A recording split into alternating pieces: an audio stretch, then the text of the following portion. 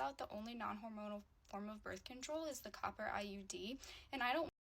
Actually, there is one other really good non hormonal form of birth control condoms. And I think as women, we have to get way better at expecting and demanding that the men we sleep with will use them. Like, we have to stop caring if they don't like it.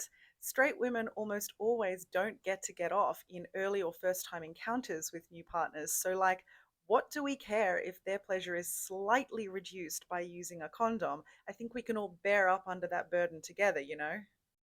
Because if you're having a huge amount of trouble with hormonal birth control, as this original creator was, and the men that you're trying to sleep with don't care enough about that to wear a condom to help you prevent pregnancy and STIs, you can't sleep with those guys. Like, we have to get really good at walking away at the point of their refusal to wear a condom. Like, it's not worth it. They're not worth it. The sex isn't worth it. And the way that you're going to feel when you know that you couldn't trust them to care about you is absolutely horrific and not worth it in any way. Women, as primarily the people who can become pregnant, have been bearing the burden of hormonal birth control for many, many decades now. The discomfort, the inconvenience, the expense, the hormonal changes, the lifestyle changes, and just the domestic labor involved in preventing pregnancy. If you can't take hormonal birth control, and even if you can, I don't think it's unreasonable to expect the man that you're in a relationship with to be the one to take on the labor of preventing pregnancy. That can be his job, just like all the other housework jobs he doesn't want to do.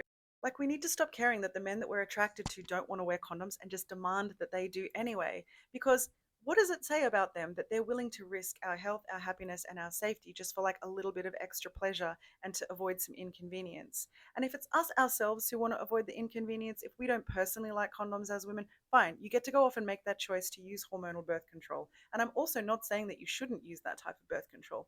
But this original creator had a number of health conditions that were making it very difficult for her to be on hormonal birth control. And it needs to be an option for all women that if there are any circumstances in which they fully expect a man to use a condom, and that includes literally just wanting them to, they should be able to expect that that will happen. And I feel like we culturally over the last few decades have just like forgotten that condoms exist because we've had like a lot of leaps and strides in hormonal birth control options for people who can become pregnant. But condoms are still like the only reliable STI prevention method, and they also are the only one that like doesn't affect anyone's body, anyone's system, anyone's hormones. And so they are like a really viable and excellent option for people who don't want to undergo that physical experience of a hormonal change. And I'm going to take it one step further and say that women should be using condom use as a litmus test for whether a man is any good or not. Because if he's not willing to use them, then he doesn't actually care about you.